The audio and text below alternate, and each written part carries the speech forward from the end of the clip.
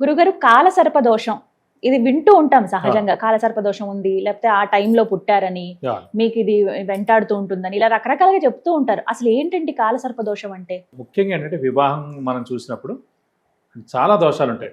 కుజదోషం అని, కాలసర్ప దోషం అని, నాగదోషం అని, సప్తమ స్థానం బాలేవని, సప్తమ స్థానంలో శని ఉన్నాయని, అలా ద్వితీయ స్థానం కుటుంబ స్థానంలో పాపగ్రహాలు ఉన్నాయని, అలా చాలా దోషాలు అంటే ఒక 10 దాకా ఉంటాయండి దోషాలు ఇంచుమించుగా వివాహం విషయంలో. కానీ ఫస్ట్ మేజర్ దోషం మటుకు కాలసర్ప దోషం. ఎందుకంటే కాలసర్ప దోషం అంటే సాధారణంగా గ్రహాలన్నీ సవ్యంగా తిరుగుతుంటాయి. ఫర్ ఎగ్జాంపుల్ మేషరాశిలో ఉందనుకోండి గ్రహం, వృషభ రాశిలోకి, మిథున రాశిలోకి అలా తిరుగుతూ ఉంటుంది అన్నమాట. సో ఈ కాలసర్ప దోషం అంటే రాహుకేతుల మధ్యన గ్రహాలన్నీ ఉండిపోవడం. సాధారణంగా అన్ని గ్రహాలు సవ్యంగా తిరుగుతుంటాయి అంటే క్లాక్ వైజ్, రాహుకేతులు మటుకు యాంటీ క్లాక్ వైజ్ తిరుగుతుంటాయి అన్నమాట. సో రాహుకేతుల మధ్యన గ్రహాలన్నీ ఉండిపోయాయి అనుకోండి, దాన్ని కాలసర్ప దోషం అంటారు. ఇది మెయిన్గా ఎందుకంటే ఫస్ట్ ఆఫ్ ఆల్ దేని మీద ఎక్కువ ఇంపాక్ట్ ఉంటుందండి. ఫస్ట్ ఆఫ్ ఆల్ ఒక పిల్లాడు పుట్టాడండి, పిల్లాడు పుట్టిన తర్వాత వాడు చదువుకోవాలి. వాడు మామూలుగా వాడిది ఒక ఇంజనీరింగ్ ఉందనుకోండి, ఎవరైనా మామూలుగా ఇంజనీరింగ్ చదవాలనుకుంటాడు, కానీ వాడు ఓన్లీ పాలిటెక్నిక్ చదవగలుగుతాడు. అలాగే ఒక ఐఏఎస్ ఆఫీసర్ అవ్వాలనుకుంటాడు, ఒక ఐఏఎస్ ఆఫీసర్ జాతకం అనుకోండి, ఈ కాలసర్ప దోషం అన్నవాడు ఏంటంటే ఒక ఆఫీసర్ అవుతాడు, గవర్నమెంట్ కానీ సెంట్రల్ గవర్నమెంట్ కానీ. అలాగే బిజినెస్లో టాప్ మోస్ట్ బిజినెస్ మ్యాన్ అవ్వాలి, 20% 30% ఉన్నవాడు. అలా ఎందులోనైనా సరే అన్నీ కూడా 50% ఉంటుందండి సక్సెస్ రేటు.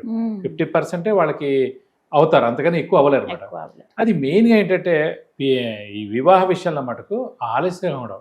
ఆలస్యం అంటే 30 to 35 years. అంటే ఇప్పుడు ప్రెసెంట్ అందరూ 30-35 yearsకే చేసుకుంటున్నారు కాదని కాదు, ఇప్పుడు పొజిషన్కి వచ్చేప్పుడు ఏ 40కే వెళ్ళిపోవచ్చు కూడా. సో ఫస్ట్ ఆఫ్ ఆల్ వివాహమే ఆలస్యం అవడం. అంటే అతను ఎంత అందంగా ఉన్నా, చదువు బాగున్నా, మంచి ఉద్యోగం ఉన్నా, ప్రాపర్టీ ఉన్నా, ఆరోగ్యం అన్నీ బాగున్నా కూడా ఈ జాతకం అనేది అక్కడ కనిపిస్తుంది అన్నమాట. మనిషి చాలా అందంగా ఉండొచ్చు, వాడికి పెళ్లి అవ్వట్లే అంటే అది మన జాతకంలో చూస్తే తెలుస్తుంది. అంత బానే ఉంది కదా, ఎందుకు అవ్వట్లేదా అని అనిపిస్తుంది. ఈ కాలసర్ప దోషం అనే మటుకు మెయిన్గా వివాహ ఆలస్యం అవడం.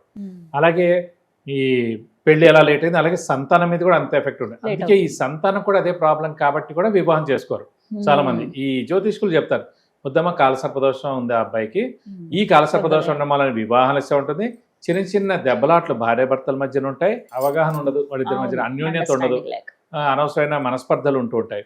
ఇది కాకుండా వివాహ ఆలస్యం, ఇది కాకుండా మెయిన్గా సంతానం ఆలస్యంగా పుట్టడం కానీ, సంతాన నష్టం కానీ, పుట్టినా అమ్మాయి పుడుతుంది. ఇన్ని పాయింట్స్ అన్నమాట.